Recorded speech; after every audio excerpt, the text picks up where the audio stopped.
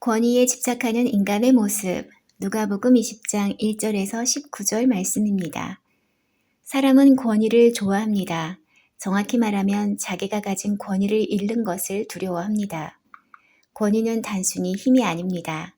그것은 자리이고 영향력이고 통제권입니다. 사람은 그 자리를 통해 인정받고 존경받고 안정감을 느낍니다. 우리가 권위가 위협받는 순간 인간의 마음 깊은 곳에 숨겨진 본성이 드러납니다.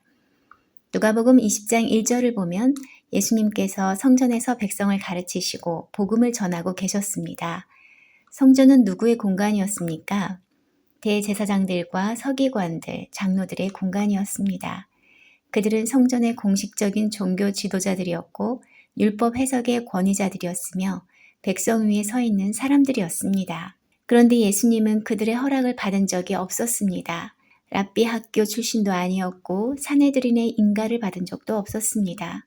그럼에도 불구하고 백성들은 예수님의 가르침에 귀를 기울였고 그분의 권능을 인정했습니다.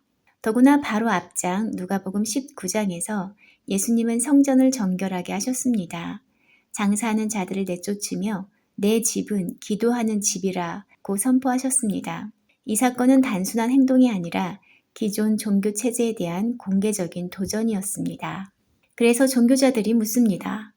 당신이 무슨 권위로 이런 일을 하느냐? 누가 이 권위를 주었느냐? 이 질문은 순수한 신학적 검증이 아니었습니다. 그들의 관심은 진리가 아니었습니다. 그들의 관심은 권력 구조의 유지였습니다.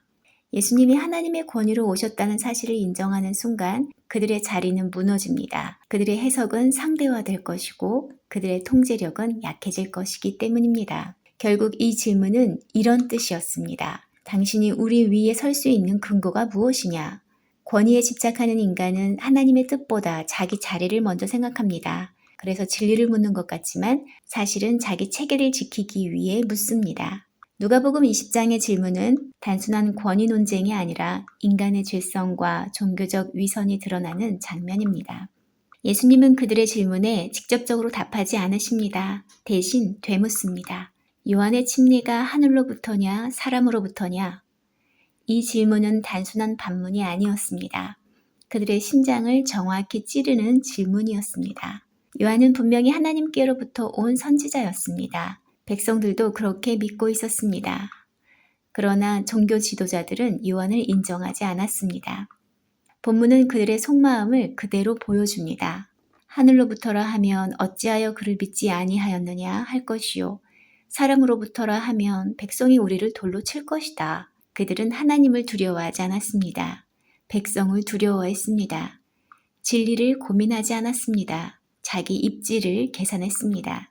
결국 그들은 이렇게 대답합니다. 우리가 알지 못하노라. 이것은 무지의 고백이 아니라 비겁함의 고백이었습니다. 여기서 우리는 권위 집착형 인간의 위선을 볼 수 있습니다. 첫째, 진리를 따지는 것처럼 보이지만 사실은 계산한다. 두 번째, 하나님을 말하지만 실제로는 사람을 두려워한다. 세 번째, 영적 분별을 주장하지만 회개는 거부한다. 예수님은 그들의 질문을 통해 그들의 마음을 드러내셨습니다. 진짜 문제는 권위의 출처가 아니라 그들이 하나님을 인정할 마음이 없다는 것이었습니다. 오늘날 우리도 다르지 않습니다. 왜 하나님은 이런 일을 허락하셨습니까? 왜 교회는 이렇습니까? 왜 성경은 이렇지요? 이 질문들이 진리를 찾기 위한 것입니까? 아니면 순종하지 않기 위한 변명입니까? 권위에 집착하는 사람은 하나님의 뜻보다 자기 통제를 원합니다. 하나님을 섬기기보다 하나님을 신문하려 합니다. 예수님은 이어서 포도원 농부 비유를 말씀하십니다. 한 사람이 포도원을 만들어 농부들에게 새로 주고 떠납니다. 때가 되어 종을 보내 열매를 요구합니다. 그러나 농부들은 종을 때리고 내쫓습니다. 다른 종도 또 다른 종도 마찬가지입니다. 마지막으로 주인은 사랑하는 아들을 보내지요. 내 아들이니 그들이 혹 그를 존대하리라. 그러나 농부들은 말합니다. 이는 상속자라 죽이고 그 유산을 우리의 것으로 하자. 그들은 아들을 죽입니다. 이 비유는 분명합니다. 포도원은 이스라엘, 종들은 선지자들, 아들은 하나님의 아들 예수 그리스도, 종교 지도자들의 죄는 단순한 권위 남용이 아니었습니다. 그들은 하나님의 것을 자기 것처럼 사용했고 하나님의 아들까지 거부하려 했습니다. 권위에 집착한 결과는 무엇입니까? 하나님의 아들을 배척하는 자리까지 나아가고 결국 심판을 받게 된다는 것입니다. 예수님은 말씀하십니다. 건축자들이 버린 돌이 모퉁이의 머릿돌이 되었느니라. 그들이 버린 돌이 바로 구원의 중심이 됩니다. 그들이 거부한 예수님이 참된 권위의 주인이십니다. 사랑하는 성도 여러분, 우리는 어떤 권위를 붙들고 있습니까? 직분입니까? 경력입니까? 지식입니까? 신앙의 연수입니까? 권위에 집착하면 결국 하나님을 거부하게 됩니다. 그러나 예수님의 권위를 인정하면 비로소 자유를 얻습니다.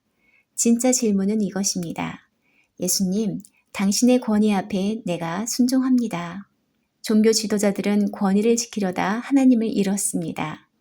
우리는 예수님의 권위를 인정함으로 하나님을 얻는 자가 되기를 소망합니다. 기도하시겠습니다.